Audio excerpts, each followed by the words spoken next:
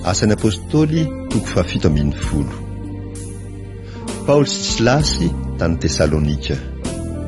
Asan'ny apôstôly toko fahafito ambin'ny folo, ny andinin'ny voalohany hatramin'ny fahaefatra. Ary rehefa nandeha namaky any Amfipolia sy Apôlonia izy, dia tonga tao Tesalonika, ary nisy sinagogan'ny Jiosy tao. Ary Paoly dia niditra tao araka ny fanaony. Ary sabata 3 no niadiny hevitra avy amin'ny soratra masina tamin'ny olona tao.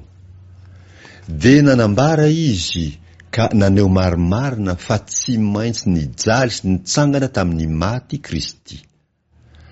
Ary Jesosy, izay toriko aminareo, hoy izy, no Kristy. Ary ny sasany tamin'ireo dia nino ka nanampy ho isan'ny mpianatry Paoly sy Silasy, ary marobe koa tamin'ny jentilisa izay mpivavaka, ary tsy vitsy tamin'ny vehivavy nanan-kaja.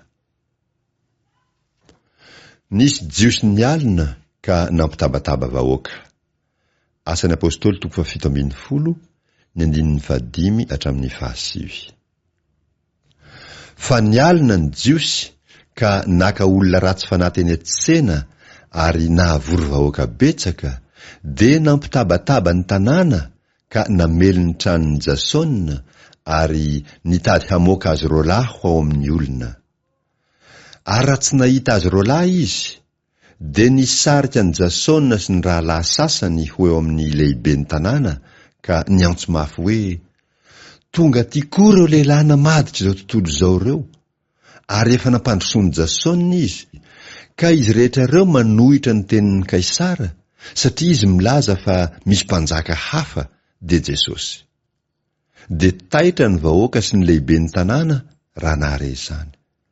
Ary rehefa nasainy nametraka antoka Jasona sy ny sasany teo aminy, dia navelany handeha izy. Paoly sy Silasy tany Beria. Asan'ny apôstôly toko fahafito ambin'ny folo, ny andinin'ny 10 hatramin'ny 15. Ary Paoly sy Silasy dia nampandehan'ny rahalany araka tamin'izay no nialina hankany Beria. Koa raha tonga tany izy, dia niditra tao amin'ny sinagogan'ny Jiosy. Ary ny toe-panahin'ireo dia tsara no ny tao Tesalonika, satria nandray ny teny tamin'ny zotom-po indrindra ireo, ka nandinika ny soratra masina isan'andro, na marina izany na tsia. Koa maro tamin'ireo no nino, ary tsy vitsy tamin'ny vehivavy jentilisa nanan-kaja sy ny lehilahy. Fa raha reny Jiosy tany Tesalonika fa Paoly nitory ny tenin'Andriamanitra tany Beria, dia nankany izy ka nampikotrana sy nampitabataba ny vahoaka. Ary niaraka tamin'izay dia nasain'ny rahalahy nandeha hatrany amoron-dranomasina Paoly, fa Silasy sy Timoty kosa dia mbola nijanona teo ihany. Ary izay nanatitra ny Paoly dia nitondra azy nankany Atena. Ary rehefa nahazo teny ho lazainy amin'ny Silasy sy Timoty izy, mba hankanesan'izy roalahiny aminy faingana, dia lasa nandeha ireo. Paoly irery tany Atena. Asan'ny apôstôly toko fahafito ambin'ny folo, ny andinin'ny 14 hatramin'ny 20. Ary raha niandry azy tany Atena Paoly, dia taitra tao anatiny ny fanahiny raha nahita ny tanàna feno sampy izy. Ary izy niady hevitra tamin'ny Jiosy sy ny prozelita tao amin'ny sinagoga sy tamin'izay tafavory tany an-tsena isan'andro. Ary ny olon-kendry sasany tamin'ny Epikoreanina sy ny Stoika nanohitra azy koa, ka hoy ny sasany, inona no tian'io mpibedibedy ho lazaina? Ary hoy kosa ny sasany, tô mitory andriamany baovao izy, satria Jesosy sy ny fitsanganany maty no notoriny. Ary ireo naka azy, dia nitondra azy ho any Areopago, ka nanao hoe, moa mba mahazo mahafantatra zany fampianarana vaovao lazainao zany zahay, fa mampandreny sofinay zavatra hafahafa izay tsy fantatray ianao. koa tianay ho fantatra izay hevitra izany zavatra izany.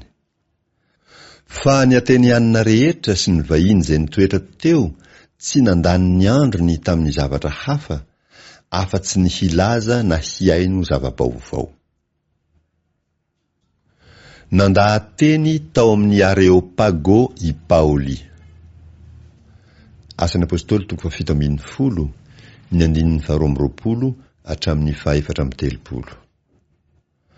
Ary Paoly nitsangana teo afovoan'ny Areopago ka nanao hoe: ry lehilahy atenianina, hitako fa amin'ny zavatra rehetra dia fatra mpivavaka amin'ny Andriamanitrareo indrindra ianareo. Fa raha nandeha aho ka nandinika izay zavatra ivavahanareo, dia nahita alitara anankiray misy izao soratra izao: ho an'izay Andriamanitra tsy fantatra. Koa izay ivavahanareo kanefa tsy fantatrareo, dia izany notoriako aminareo, dia Andriamanitra izay nanao izao tontolo izao sy ny eo amin'ny rehetra, izy no tompon'ny lanitra sy ny tany, ka tsy mba mitoetra ao anaty tempolo natao tanana, sady tsy mba topoiny tanan'olona to mila zavatra, fa izy ihany no manome izao rehetra izao aina sy fofinaina ary ny zavatra rehetra. Ary ny firenena rehetra avy amin'ny iray ihany dia namponeny ambonin'ny tany rehetra, ary efa notendreny ny fotoan'andro sy ny faritry ny fonenany, mba hitady an'Andriamanitra izy, raha tahiny hahatsapaka hahita azy, kanefa tsy mba lavitra antsika rehetra izy. Fa izy no ivelomantsika sy ietsehantsika ary iainantsika.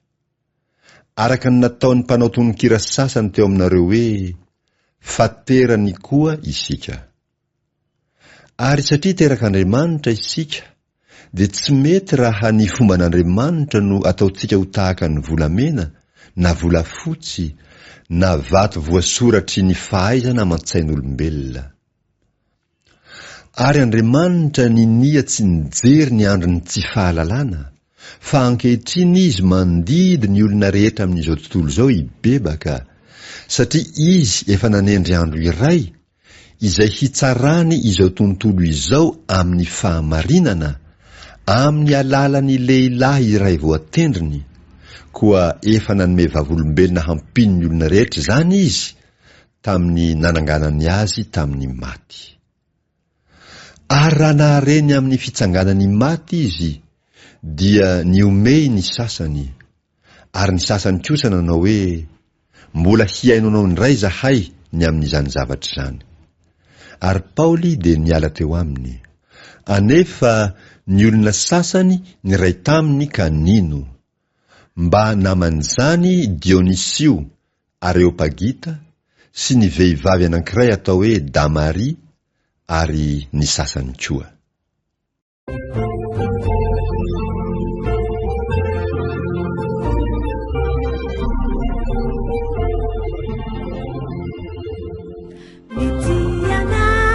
Mafantatra mitsahatreo antratranao, zahay de manana anao, unamanao mampianatra,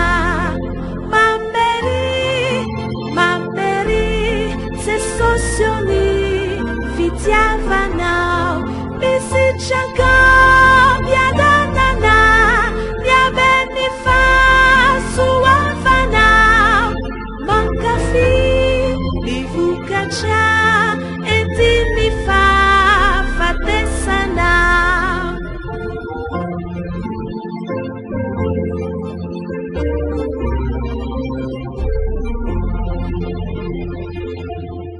Edenacetikizahay satrianao pianjanay, nifunao ty mamuziatray, tetena ty mivadika, mameri se sosioni fitiavanao, nampidina anao tety hitadire undrinao, ka handra toetrany antandrina